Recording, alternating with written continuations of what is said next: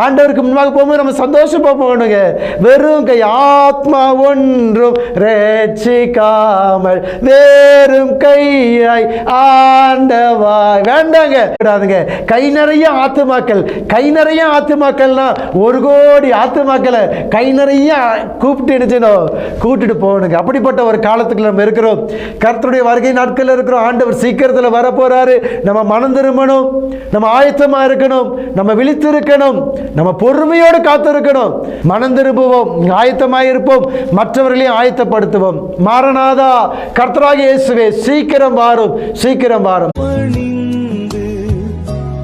ஆனந்த கண்ணீர் வடி